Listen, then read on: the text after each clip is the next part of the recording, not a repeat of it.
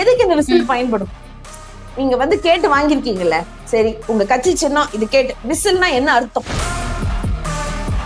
இது வந்து மலை, நீங்க மடுதான். நீங்க வெறும் பால்வாடி குரூப் தான், இப்பதான் அட்மிஷனே போட்டிருக்கீங்க. நீங்க எல்லாம் எங்களோட போட்டி போடுற அளவுக்கு ஒரு ஸ்டஃப்டான்லாம் எனக்கு தெரியல. ஒரு நிர்வாகி மீட்டிங் உன்னால சரியா நடத்த முடியல, அப்புறம் நீங்களா எப்படி பொதுக்கூட்டம் நடத்துவீங்க? நீங்களா எப்படி மாநாடு நடத்துவீங்க? நீங்க எல்லாம் எப்படிப்பா ஃபர்ஸ்ட் முதலமைச்சர் ஆவ? ஃபர்ஸ்ட் வார்டு கவுன்சிலர் ஆவியா? நீங்க என்ன இன்னைக்கு வந்துட்டு சும்மா இப்படி அப்படின்னு? எம்ஜிஆருக்கே நாங்க தான் அரசியல் கத்து கொடுத்தோம். இதை நாங்க எங்க வேணாலும் போய் சொல்லுவோங்க. ஏடிஎம்கேனா சாதாரணமா போச்சு, பிஜேபினா சாதாரணமா போச்சு, பயம்னு சொல்லுங்க சார். எடப்பாடியார் சொல்லியிருக்காரு கல்வி கடன் ரத்து. யாரு இவங்களை வச்சுட்டு கல்வி கடனை நீங்க ரத்து பண்ணுவீங்க? எடப்பாடியார் சொல்றாரு, இதை நாங்க நம்பணும். எங்க குழந்தைங்களுக்கு கொடுக்க வேண்டிய காசு கொடுங்க, ஃபர்ஸ்ட் அந்த காசு வாங்கி கொடுக்க சொல்லுங்க, அப்புறம் இவர் வந்து கல்வி கடன் எல்லாம் ரத்து பண்ணும். டயா பூஸ்டர் சுகரை கண்ட்ரோல் பண்ணும், உங்க ஆரோக்கியத்தை மீட்டு தரும். சர்க்கரையை கட்டுப்படுத்துறதுக்கான எளிமையான வழிமுறை, இயற்கையான வழிமுறை. அனைத்து மருந்து கடைகளிலும் கிடைக்கும்.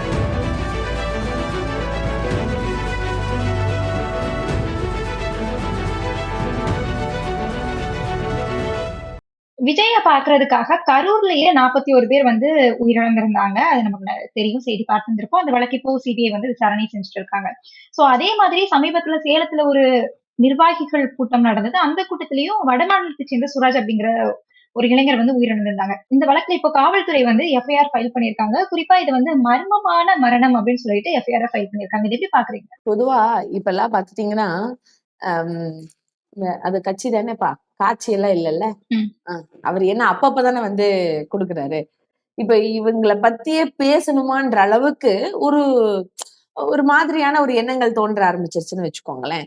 ஏன்னா இவங்க எத்தனை முறை சொன்னாலும் தாவேகா கட்சியை சார்ந்தவங்க, அவங்க தலைவர்ல இருந்து நிர்வாகிகள் வரைக்கும் எந்த விதமான ஒரு ஃபாலோ அப்ஸும் எடுக்கிறது இல்லையா? நம்மளுக்கெல்லாம் வந்து சொல்லுவாங்கல்ல, எங்க ஊர் பக்கம் எல்லாம் சொல்லுவாங்க, நான் ஓப்பனே சொல்றேனே, ஒரு மாட்டுக்கு ஒரு சூடு அப்படின்னு எல்லாம் சொல்லுவாங்க.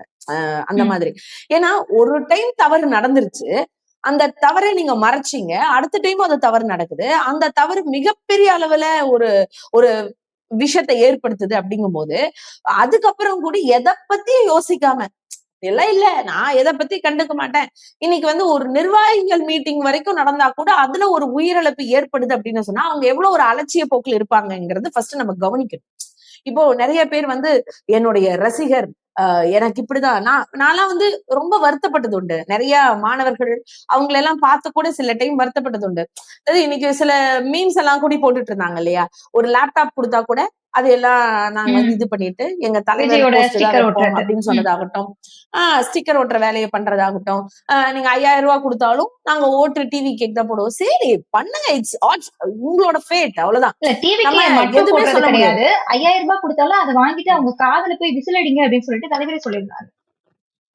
அதுதான். அப்புறம் எப்படிதான் இருக்கும் விசில் அடிங்கன்னா என்ன அர்த்தம்? அது உங்களுக்கு ஒரு நிமிஷம் யோசிச்சு பாருங்க. விசில் அடிக்கிற கல்ச்சரே நம்மளோடது வந்து ரொம்ப பாராட்டுற மாதிரியான விஷயங்கள்லாம் கிடையாது, சரிங்களா? அது வந்து ரொம்ப வந்து நம்ம வீட்லயே சாயந்தரம் 6 மணிக்கு, எங்க ஊர்ல எல்லாம் அப்படிதான், எங்க ஊர் சைடுல எங்க அம்மா எல்லாம் சாயந்தரம் 6 மணிக்கு மேல அந்த விசில் எடுத்து வச்சோம்னா வாயிலே போடுவாங்க, மண்டையிலே கொட்டுவாங்க. ஏன்னா அது எதற்காக தமிழருடைய பண்பாட்டிலே சொல்லப்பட்டுச்சு அப்படின்னா, 6 மணிக்கு மேல எல்லா உயிரினங்களும் தூங்கும்.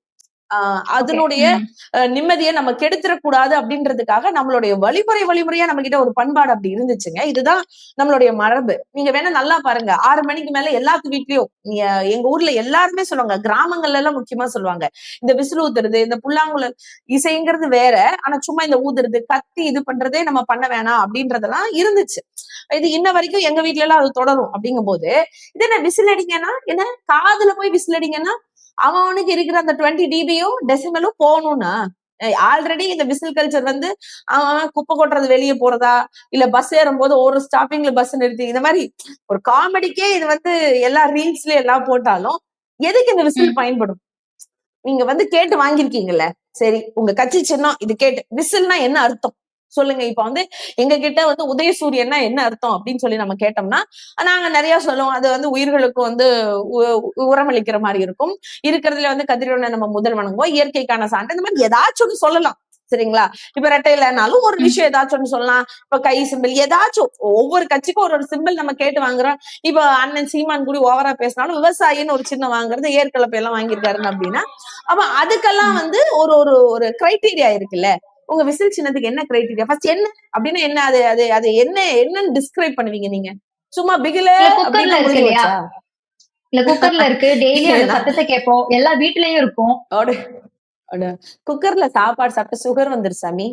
புரியுமா? இன்னைக்கு இருக்கிறவங்க எல்லாம் குக்கர்ல சாப்பாடு சாப்பிடாதீங்கன்றாங்க. எல்லாத்தையுமே வந்து நம்ம என்ன சொல்றோம்? லைக் ஸ்டீம் ரைஸ் தான் நம்ம வந்து சாப்பிடணும் அப்படிங்கிற மாதிரியான ஒரு கல்ச்சர் இப்ப போயிட்டு இருக்கு இல்லையா? வடிகட்டின சாப்பாடு தான் நல்லதுன்றதா ஆரம்பத்துல இருந்து இருக்கு. பாதியில வந்ததுதான் குக்கர். குக்கரே பாதியில தான் வந்துச்சு அப்படின்னா மேல அடிக்கிற விசில் மட்டும் எப்ப வந்துச்சு? இதெல்லாம் நம்ம யோசிச்சு பார்க்கணும்ல. சும்மாங்க இவங்க வந்து ஒரு நிமிஷம் அந்த கட்சியை ஒரு நிமிஷம் யோசிக்கும் போது எனக்கு ரொம்ப கவலைக்கிடமா இருக்கு. நீங்க வந்து ஏதோ பண்றேங்கிற பேர்ல என்ன இதனால நடந்துட போகுது? இவங்க என்ன மாற்றத்தை கொண்டு வர்றாங்க? எனக்கு அதை ஃபர்ஸ்ட் சொல்லுங்க. சும்மா மேடை ஏறினா குறையே சொல்லிட்டு இருக்க கூடாது. இப்போ திமுகல இருக்கக்கூடிய ஒரு அடிப்படை நிர்வாகி கிட்ட போய் நீங்க கேட்டீங்க. ஏன் நான் என் கட்சியை சொல்றேன்? என் கட்சியில நான் இருக்கிறதுனால நான் அதை சொல்றேன். இவங்களோட கம்பேர் பண்ற அளவுக்கு எல்லாம் கம்பேரிசனே கிடையாது. இது வந்து மலை, நீங்க மடுதான். ஓகேவா? என்ன மலையோட மடுவா நீங்க வந்து அப்படி சொல்றீங்களா? இப்படி சார் நீங்க அவ்வளவுதான். நீங்க பால்வாடி தான். நான் நிறைய இடத்துல சொல்வேன். நீங்க பண்ணையார் கூட கிடையாது. பண்ணையார்னா கூட ஒரு 4 பேர் பார்க்க வரணும். ஒரு அவங்களுக்குன்னு ஒரு ஏக்கர் கணக்குல தோட்டம் இருக்கும். ஒரு சொத்து பத்துனாச்சும் இருக்கும். நீங்க சொத்து அதெல்லாம் விட்டுருங்க. நீங்க சொத்து அப்படின்லாம் பேசப்படுறது மக்கள் தான். அதெல்லாம் வேற விஷயம். நீங்க வெறும் பால்வாடி குரூப் தான். இப்பதான் அட்மிஷனே போட்டிருக்கீங்க. நீங்க எல்லாம் எங்களோட போட்டி போடுற அளவுக்கு ஒரு ஸ்டஃப்டான்லாம் எனக்கு தெரியல.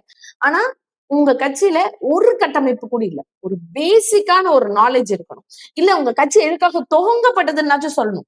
சும்மா வந்து நான் வந்து ஊழல் ஒழிப்பேன்னா அதுக்கு இன்னைக்கு பெரிய அடி அடிச்சாச்சு. இன்னைக்கு வந்து நீங்களே ஊழல் செஞ்சிருக்கீங்க. கட்ட வேண்டிய வருமான வரியை சரியா கட்டல. இதுக்கெல்லாம் என்ன பதில் சொல்ல போறீங்கன்னு சொல்லி கேட்டுட்டு இருக்காங்க. இன்னைக்கு ஒரு டிக்கெட் கூட இன்னைக்கு நல்லா படிச்ச பசங்க பாருங்களேன். அதுல எல்லாம் நான் பாராட்டுறேன். நிறைய மாணவர்கள் ரொம்ப படிச்சு தெளிவுல இருக்கிறவங்க ரொம்ப தெளிவா கேள்வி கேட்கிறாங்க. உண்மையாலுமே நிறைய பசங்கள்ல இப்போ நான் லைக் ரீல்ஸ்ல எல்லா இடத்துலயும் நம்ம பாக்குறோம். நேரடியா பேசுறவங்க கூட பேசுறாங்க. நாங்கெல்லாம் வந்து விஜய் ரசிப்போம், அவ்வளவுதான். எங்களால ஓட்டெல்லாம் போட முடியாது. அந்த அளவுக்கு எங்களோட இதெல்லாம் இல்லாம இல்ல. எங்களுடைய தரம் யாரு வந்தா நல்லா இருக்கும். ஏங்க ஒரு டீட்டெயில்டா யோசிச்சு பாருங்களேன். ஒரு படம் பார்க்கும்போது சரி ஒரு ஆக்டர், நல்ல ஒரு ஆக்டர், ஒரு அஜித் மாதிரி, ஒரு சூர்யா மாதிரி, ஒரு விஜய் மாதிரி ஒரு ஆக்டர் வந்து நடிச்சாதான் அந்த படத்துக்கே நம்ம போய் காசு கொடுத்து டிக்கெட் வாங்குவோம். ஏன்னா நம்ம கொடுக்கக்கூடிய காசு பிரயோஜனப்படணும், என்டர்டைனிங் நல்லா இருக்கணும். அதை தாண்டி இன்னைக்கு சூரிய அவர்கள் ஒரு நல்ல படம் நடிச்சா கூட அத்தனை கூட்டம் போகுது. இன்னைக்கு யோகி பாபு அவர்களையும் நம்ம கொண்டாடுறோம். ஏன்னா அவங்க எல்லாம் வந்து நம்மளுடைய அந்த ஃப்ரீடம்க்கு இல்ல நம்மளுடைய ரசனைக்கு ஒரு தீனி போடுறாங்க அப்படிங்கும் போது, அப்போ ஒரு தலைவர் தேர்வு பண்ணும்போது எப்படி தேர்வு பண்ணுவோம்னு யோசிச்சு பாருங்களேன். ஒரு மாநிலத்தை அதை காப்பாற்றணும். மத்த இடத்துல ஒரு அசம்பாவிதம் நடந்தா கூட நம்ம மாநிலத்தை காப்பாற்றக்கூடிய அளவுக்கு அவங்களுக்கு ஒரு திறமை இருக்கணும். ஒரு எக்ஸ்பீரியன்ஸ்ங்கிறது ரொம்ப முக்கியம் இல்லைங்களா? ஒரு நார்மலா ஒரு வேலைக்கு போனாலே கேக்குறாங்க, நீங்க ஃப்ரெஷரா எக்ஸ்பீரியன்ஸ்டா அப்படின்னு. அப்போ இது வந்துட்டு சரியான வாதமா அப்படிங்கறதுல வந்து முரண்பாடு இருக்கு. ஏன் அப்படின்னா எக்ஸ்பீரியன்ஸ் ஃப்ரெஷரா வந்தா தானே எக்ஸ்பீரியன்ஸ் கிடைக்கும். சோ ஃப்ரெஷராவே ஏத்துக்கல அப்படின்னா எங்க இருந்து எக்ஸ்பீரியன்ஸ் வரும்? சரிங்க, இது வந்து ஃப்ரெஷரா வந்தாதான் எக்ஸ்பீரியன்ஸ் கிடைக்கும்னா அந்த எக்ஸ்பீரியன்ஸ் ஆகுறதுக்கு ஃப்ரெஷருக்கு யாரோ ஒருத்தர் சொல்லி கொடுக்கணும். கரெக்டா? ஆமாவா இல்லையா? சரிங்க, நீங்க சொல்ற வாதத்துக்கே நானும் வரேன். சரி ஃப்ரெஷரா எல்லாத்துக்குமே எக்ஸ்பீரியன்ஸ் கேட்க முடியாது. Right, it's good thing. அப்போ ஃப்ரெஷரா வர்றவங்களுக்கு சொல்லி கொடுக்கறதுனாச்சும் அங்க ஒருத்தர் வேணும்ல. சும்மா நான் வந்து ஒரு கம்ப்யூட்டர் வச்சிருக்கேன். செங்கோட்டையன் அவர்களா?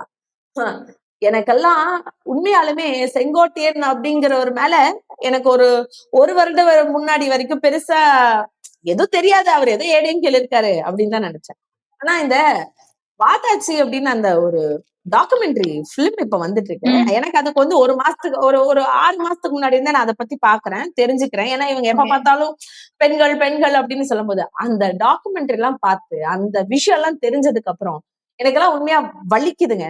அப்பேற்பட்ட ஒரு ஆளையா கல்வித்துறை அமைச்சரா வேற போன ஆட்சியில எல்லாம் உட்கார வச்சோம் அப்படின்னு சொல்லி எவ்வளவு பெரிய இவங்க ஏடிஎம்கேக்காரங்க பாத்தீங்கன்னா எப்பவுமே ரொம்ப நல்லவங்களாட்டவே பேசுவாங்க. ஆனா அத்தனை பிரச்சனையும் அத்தனை விஷயமும் இது எல்லாத்துக்கு மேல அந்த தர்மபுரி பஸ் இப்ப February 2ஆம் தேதி தான் அந்த விஷயம் முடிஞ்சது. ஞாபகம் இருக்கும்னு நினைக்கிறேன் எல்லாத்துக்கும். ஏன்னா நாங்கெல்லாம் மறக்க முடியாது. நாங்க கோவை மாவட்டம் கோயம்புத்தூர்ல இருந்த விவசாய கல்லூரி குழந்தைங்க தான் அங்க போனது. அதுல இருந்து அந்த 3 மாணவிகள் தான் அந்த ஒரு நிலைமைக்கு வந்தது. அப்படிங்கும் போது அந்த ஹேமா, அவங்க காயத்ரி, அவங்க எல்லாம் அந்த விஷயத்த எல்லாம் கேட்டீங்கன்னு வைங்களேன், ஏடிஎம்கே மேல என்ன அவங்க எல்லாம் நடவடிக்கை எடுத்தாங்க அப்படின்ற மாதிரிதான் இருக்கு. அவங்க எல்லாம் என்ன சார் இப்ப உட்காந்துருக்க எடப்பாடி பழனிசாமி அவர்கள் மேல எனக்கு எல்லாம் நிறைய கொஸ்டின்ஸ் இருக்கு.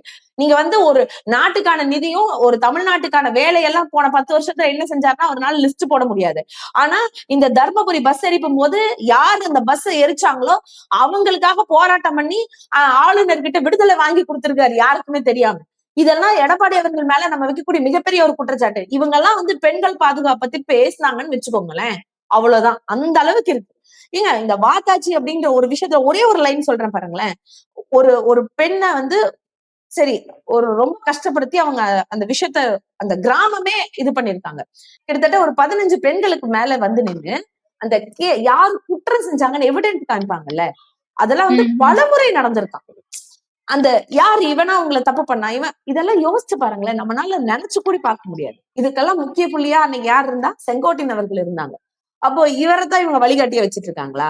அப்போ இவரோட எக்ஸ்பீரியன்ஸ்ல தான் டிவிக்கு இன்னைக்கு நடக்குதா?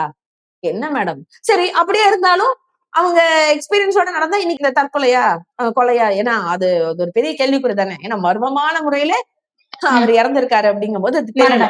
அது எப்படி நடந்துச்சு? ஒண்ணு கூட நடந்திருக்க கூடாதுல்ல.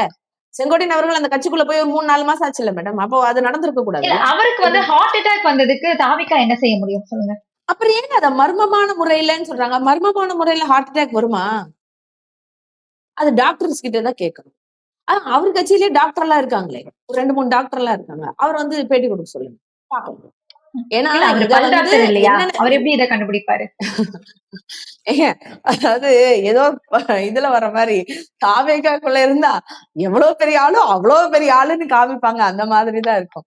தெரியலீங்க. அவங்க வந்து அதான் சொல்றேன்ல, அவங்களோட கட்சியே மிகப்பெரிய ஒரு காட்சியா தான் இருக்கு. இன்னும் அதை நம்பி போகக்கூடிய நிறைய தொண்டர்களுக்கும் நிர்வாகிகளுக்கும் தான் நம்ம அட்வைஸ் பண்ண முடியும். நீங்க சூஸ் பண்ற ஒரு தலைவர் ஒரு சிறந்த தலைவரா இருக்கணும். கொள்கைனாச்சும் என்னன்னு தெரிஞ்சுட்டு போங்கப்பா. அதுக்கு முன்னாடி போய் உங்க உயிரை தேவையில்லாம வதம் பண்ணிக்காதீங்க. உண்மையா அந்த சுராஜ் அவரோட மனைவி எல்லாம் அழுதும் போது ரொம்ப கவலையா இருந்துச்சு. மனைவி அவங்க சொந்தக்காரங்களா சம்திங், அவங்க எல்லாம் பெண்கள், அவங்க எல்லாம் ரொம்ப ரொம்ப நல்ல பையங்க, எங்களுக்கு எது வேணாலும் செஞ்சு கொடுக்கக்கூடிய ஒரு ஆளு அப்படின்னு எல்லாம் நியூஸ்ல பார்த்தேன் நான். இது தாங்க தொடர்ந்து நடந்துட்டே இருக்கு. அதையும் மீறி போற மக்கள் அது குறை சொல்றதா இல்ல அவங்க என்ன மென்டாலிட்டியில இருக்காங்கன்னு நம்ம பார்க்கலாம். மக்கள் வந்து இவ்வளவு வராங்க அப்படின்னா அங்க வந்து பாதுகாப்பு அப்படிங்கிறது உறுதிப்படுத்தப்பட வேண்டியது. அது கொடுக்கறது வந்து காவல்துறைக்கும் ஒரு கடமை இருக்கு. இந்த காவல்துறை அப்படிங்கிறது வந்து 12 மணி வரைக்கும் கொடுத்திருக்காங்க. இல்ல திமுக திமுக கிடையாது, தமிழ்நாடு அரசு ஒரு விதமா மாத்தி சொல்லுவாங்க. அப்படி காவல்துறை வந்துட்டு 12 மணில இருந்து 3 மணி வரைக்கும் அவங்களுக்கு வந்து உச்சி வெயில்ல கொடுத்திருக்காங்க. அதுவே ஹீட் ஸ்ட்ரோக் வரதுக்கு ஒரு காரணம் தானே. சரிங்க, அது வந்து நீங்களே சொல்லிட்டீங்க இவ்வளவு தெளிவா. நான் இன்னொன்னு என்ன கேட்கிறேன், என்ன டைமிங்ல நீங்க ஃபர்ஸ்ட் உங்களோட மீட்டிங் நீங்க நடத்துறீங்க? யார் இந்த டைமிங் பிக்ஸ் பண்றா? என்னங்க ஒரு 3 மாசத்துக்கு ஒரு மீட்டிங் நடக்கும் போது இவ்வளவு பெரிய பிரச்சனை வருது. ஒரு மாசத்துல திமுக எவ்வளவு மீட்டிங் நடத்துது தெரியுமா? ஒரு மேல இருந்து தலைமையில இருந்து எடுத்துக்கோங்க, கீழே கிளை வரைக்கும் எவ்வளவு மீட்டிங் நாங்க நடத்துறோம் தெரியுங்களா? ஏங்க போன வாரம் போராட்டங்க, நாங்க வந்து என்ன சொல்றது, விவசாயிகளுக்காக அந்த லேபர்ஸுக்காக அதை தாண்டி ஒன்றிய அரசை கண்டிச்சு நாங்க போராட்டம் பண்றோம். அந்த போராட்டம் ஒரு ஒன்றியத்திலயும் ஒரு பகுதியிலயும் ஒரு மாநகர்லயும் ஒரு நகரத்திலயும் நடக்குது. அந்த போராட்டத்தை கூட அந்த மக்களுக்கு தகுந்த மாதிரி டைமிங்ல தான் நாங்க பண்றோம். இப்ப எல்லா இடத்துலயும் நடக்குது தானே, எல்லா கட்சியும் நடக்குது இல்ல. ஏன் எந்த கட்சிக்கும் எந்த பிரச்சனையும் வருதுல, இந்த கட்சிக்கு மட்டும் வருது? அப்ப அதுக்குள்ள ஒரு கட்டமைப்பு சரியில்லை. நீங்க உடனே வெளியில எந்த கட்சிக்குமே நிபந்தனைகள் கொடுக்கறது கிடையாது. ஏங்க நிபந்தனை ஒரு விஷயமா?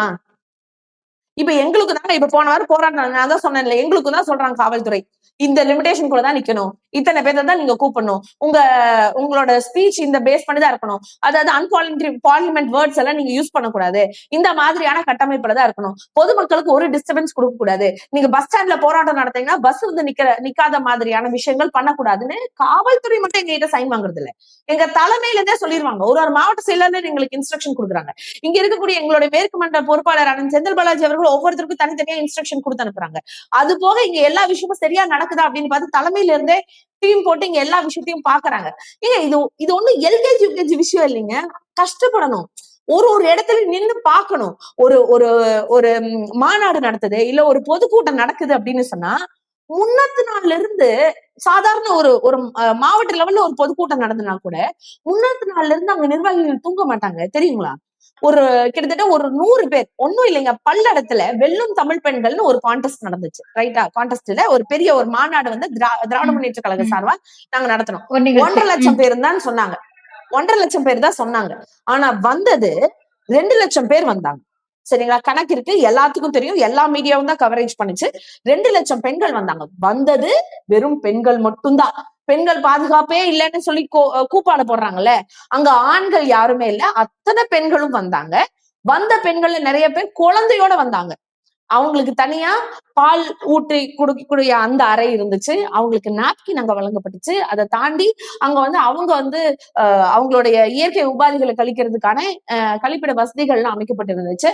அது போக ஒரு பெண்களும் வந்து ஒரு நீட்டா அங்க உட்காரணும், அவங்களுக்கு எந்த விதமான ஒரு தனித்தாகமோ இல்ல ஒரு பசியோ ஏற்படக்கூடாது, திடீர்னு குழந்தைய பெண்கள் கூட்டிட்டு வந்தா அவங்களுக்கு என்ன பிரச்சனை வரக்கூடாது அப்படின்னு ஒரு ஸ்நாக்ஸ் போட்ட பேக் கிட்டத்தட்ட 10-12 ஐட்டம்ஸ் அதுல இருந்துச்சு, அதெல்லாம் கொடுக்கப்பட்டுச்சு. ஒரு வார்டு கிளையில இருந்து அவங்களை பத்திரமா கூட்டிட்டு வர்றதுக்கு ஒரு நிர்வாகிகள், அத்தனை ஆண் நிர்வாகிகளும் அங்க வேலை செஞ்சாங்க, அத்தனை பேர் வேலை செஞ்சாங்க. அது ஒரு மிகப்பெரிய ஒரு பிரம்மாண்டமான ஒரு கட்டமைப்பு நடந்துச்சு. சரிங்களா? இவங்க என்ன பண்ணிட்டு இருக்காங்க?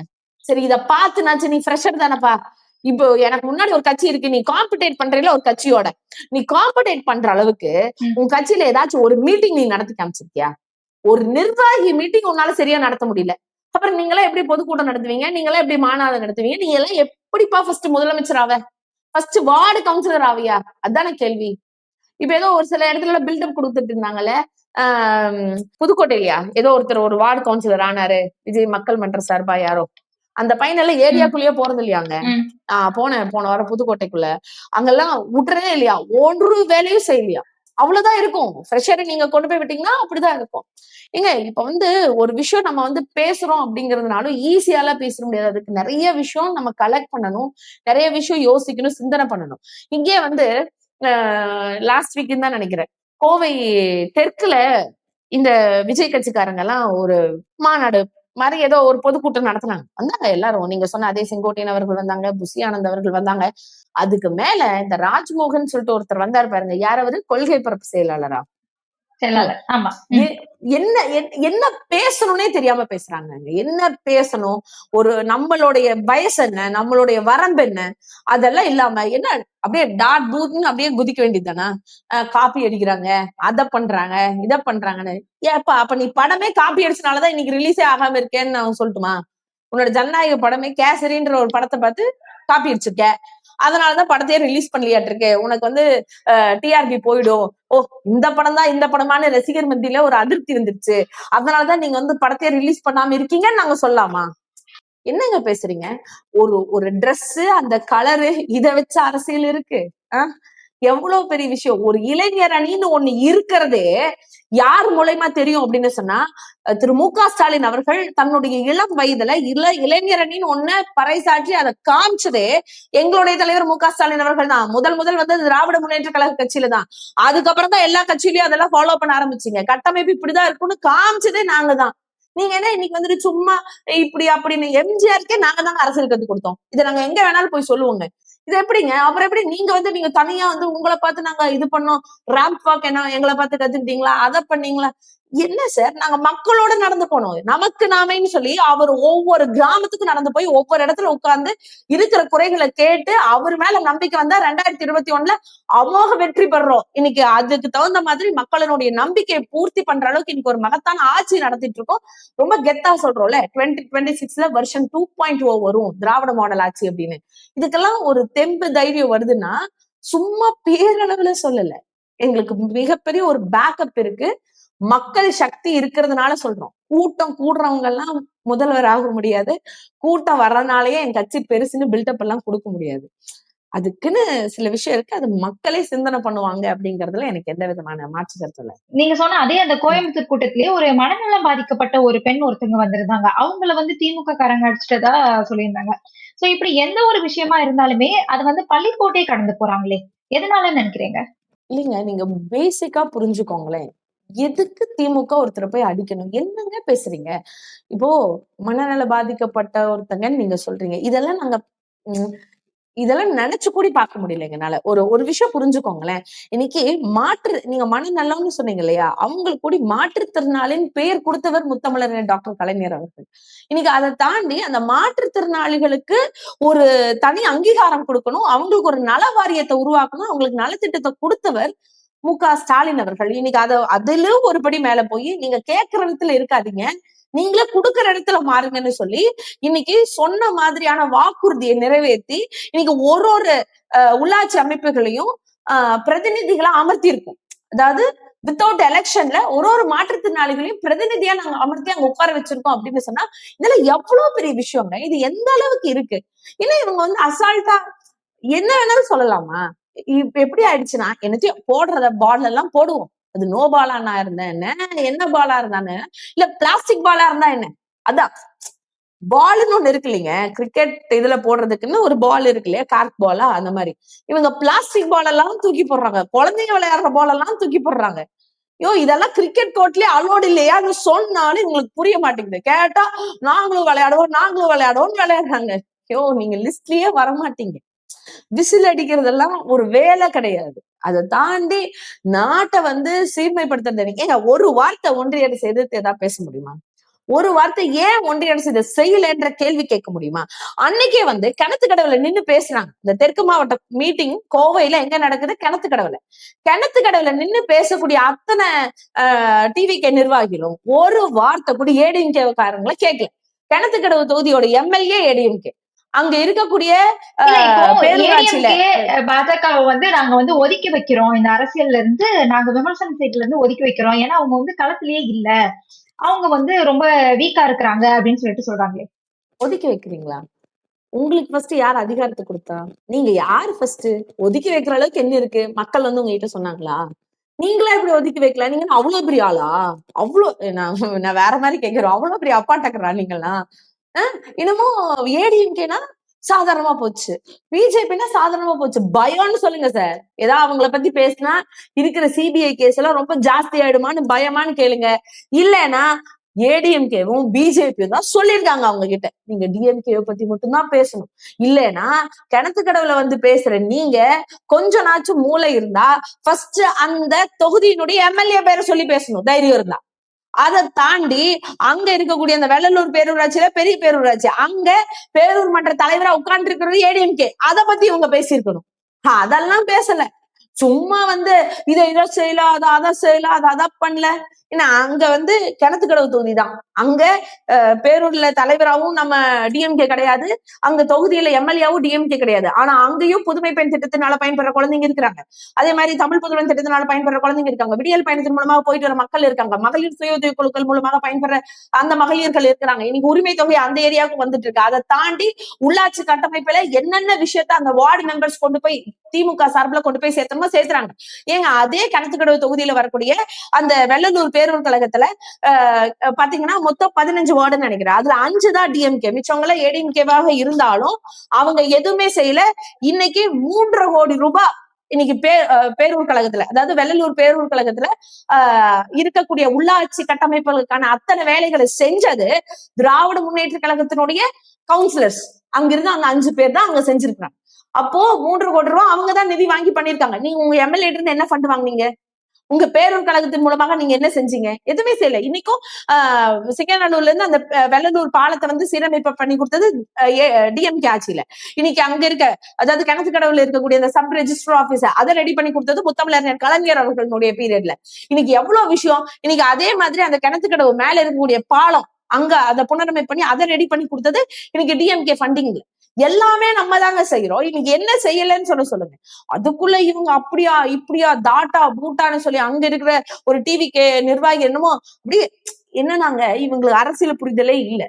நீங்க வந்து ரொம்ப தெளிவா, இப்ப நானும் வந்து எழுதி கொடுத்து அப்படியே பேப்பரை பார்த்து இதெல்லாம் செய்யலையாமே, இதெல்லாம் வரலையாமே, இதெல்லாம் இப்படியாமே அப்படின்னு நிதானம் படிச்சா நம்புற மாதிரியே இருக்கும். ஆனா உன்ன அனலைஸ் பண்ணி பார்த்தாதான் தெரியும் அங்க எவ்வளவு பிரச்சனை, எவ்வளவு கஷ்டம், அதுல எந்த அளவுக்கு முடிவு பண்ணி செயல்படுத்த முடியுது. இன்னைக்கே கேக்குறீங்களே, கடன் வாங்கிருச்சு தமிழ்நாடு. சரி சார், கடன் வாங்கல.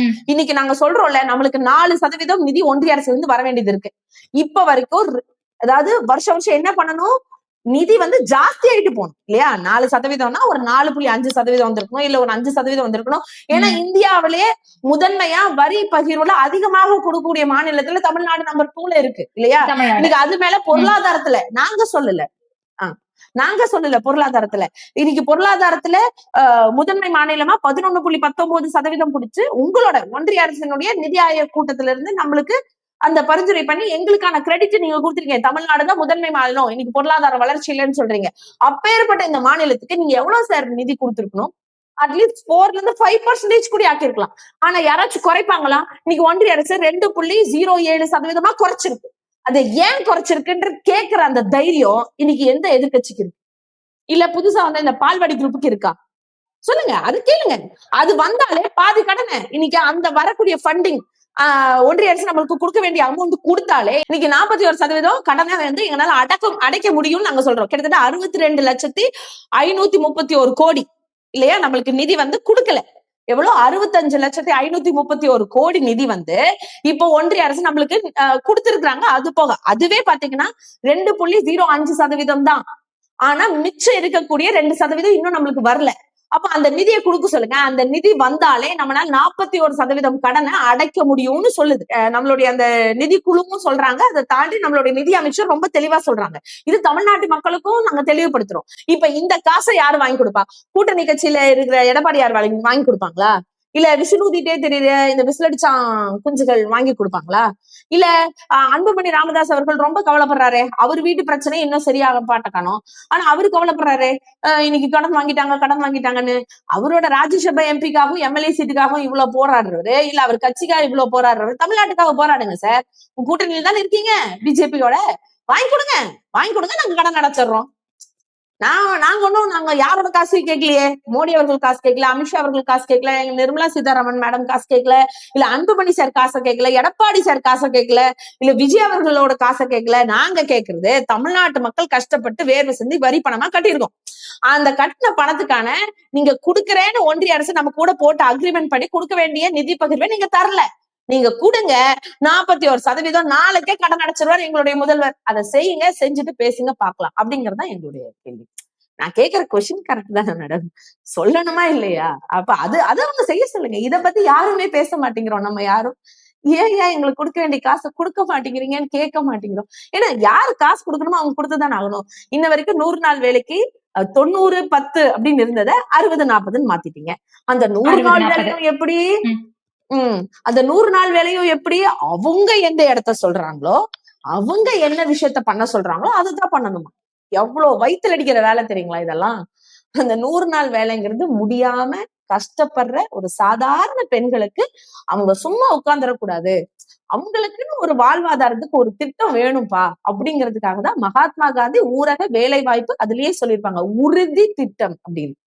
அதுல ஒரு பிஜேபி ஒரு காணொலி நான் பாக்குறேன், ஒரு ஆள் உட்கார்ந்து பேசிட்டு இருக்காரு, ஒரு நிர்வாகின்னு நினைக்கிறேன். அதாவது சும்மா எப்படி நம்ம வந்து ஒரு வேலையை செய்ய முடியும்? சும்மா ஏதோ புல்லு புடுங்குற மாதிரியோ இல்ல மரம் வெட்டுற மாதிரியோ நம்ம வேலை செஞ்சு இந்த காசு எப்படி வாங்க முடியும்? இது எல்லாம் மாநில அரசு ஏமாத்துது. அதனால இனி ஒன்றிய அரசு சொல்லும், உங்களுக்கு வந்து எந்த இடத்துல தண்ணி தொட்டி கட்டணும், இல்ல எந்த இடத்துல குளம் கட்டணும், இல்ல எந்த இடத்துல போய் தூர்வாரணும். ஏங்க ஒரு மேசனாளுக்கு வேலை இன்னைக்கு 1000 ரூபாய் 1200 ரூபாய் கொடுக்கணும் ஒரு நாளைக்கு. ஒரு மேசனாள் வேலைக்கு போனாங்கன்னா சரிங்களா? இன்னைக்கு ஒரு சித்தாளுக்கு நம்ம வந்து 600-700 ரூபாய் கொடுக்கணும். அப்போ நீ ஒரு டேங்க் கட்ட வச்சு, நீ ஒரு இடத்த தூர்வார வச்சு, நீ வந்து எவ்வளவு ரூபாய் காசு கொடுப்பீங்க? அவங்களுக்கு அந்த அடிப்படை கூலி கொடுத்துருவீங்களா? அப்படின்னா நீங்க என்ன பண்ண? அவ்வளவு தில்லா பேசுற ஒன்றிய அரசு அட்லீஸ்ட் அந்த 100 நாள் வேலைக்கு நிலுவையில வச்சிருக்கீங்களா 1295 கோடி, அதை முதல்ல திருப்பி கொடுங்க. அதை கொடுக்கணும்ல. இன்னைக்கு எடப்பாடியார் சொல்லியிருக்காரு கல்வி கடன் ரத்து. யாரு இவங்களை வச்சுட்டு கல்வி கடனை நீங்க ரத்து பண்ணுவீங்க? எடப்பாடியார் சொல்றாரு, இதை நாங்க நம்பணும். கேப்பா கொடுக்க வேண்டிய கடன் இன்னும் கொடுக்க வேண்டிய காசை இன்னும் கொடுக்கல. 3500 கோடி எங்க பிள்ளைங்க எல்லாம் படிக்கணும் சரிங்களா? எங்க பிள்ளைங்களுக்கான காசை நீங்க கொடுக்கல. இன்னைக்கு தமிழ்நாடு கவர்மெண்ட் கேட்டுட்டே இருக்குல்ல, 3500 கோடி கொடுங்க, எங்க குழந்தைங்களுக்கு கொடுக்க வேண்டிய காசை கொடுங்க. ஃபர்ஸ்ட் அந்த காசை வாங்கி கொடுக்க சொல்லுங்க. அப்புறம் இவர் வந்து கல்வி கடன் எல்லாம் ரத்து பண்ணலாம். இல்ல இதுல இந்த ஆண்களுக்கு இலவச பயணம் எல்லாம் ஐயோ அவரோட சிந்தனையில உதித்த திட்டம் அல்ல. இது நான் வன்மையாக சொல்கிறேன். இது நான் சொல்லல, கஞ்சா கருப்பு அவர்கள் சொல்லியிருக்கிறாரு.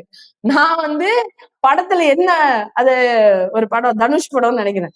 அந்த படத்துல நான் என்ன சொன்னனோ அந்த படத்துல சொன்னதுதான் எடப்பாடியார் நிறைவேற்றி இருக்கிறாரு. ஆண்களுக்கு இத விடியல் பயணம் அப்படிங்கறதெல்லாம்.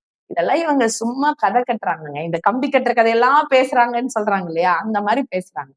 உண்மையாலுமே கொடுக்க வேண்டிய நிதியை ஒன்றிய அரசு தர சொல்லுங்க. நம்ம ஏன் கடன் வாங்கணும்?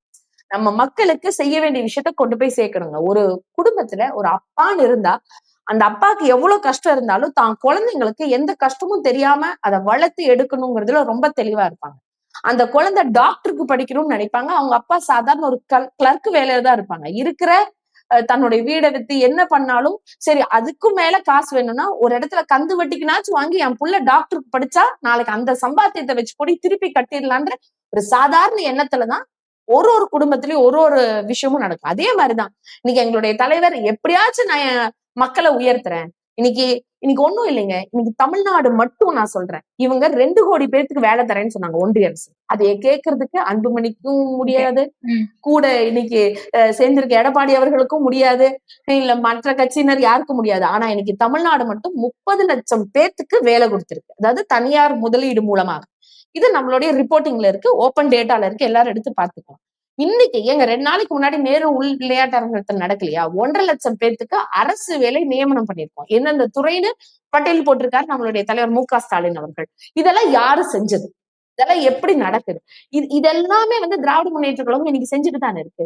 எத்தனை பல திட்டங்களை கொண்டு போய் எப்படியாச்சும் மக்கள் மேல வந்துட மாட்டாங்கன்னு நம்ம பார்த்துட்டே இருக்கோம். ஒண்ணும் இல்ல, அந்த உலகம் உங்கள் கையில் லேப்டாப் கொடுக்குற இடத்துல பாத்தீங்கன்னா ஒரு ஐபிஎஸ் அந்த பொண்ணு பேசுது பாத்தீங்களா, யாருனாலும் மறக்க முடியாது. எங்க அம்மா ஒரு பீடி சித்திர தொழிலாளி. ஆனா அந்த எங்க அம்மாவனுடைய பணத்தை வச்சா என்னால ஐபிஎஸ் படிச்சிருக்க முடியுமான்னு தெரியல. இவரு கொடுத்த அந்த திட்டம் தான். இந்த பிரிம்ஸ் முடிச்சோன்னே 7,000 ரூபாய், மெயின்ஸ் முடிச்சோன்னே 25,000.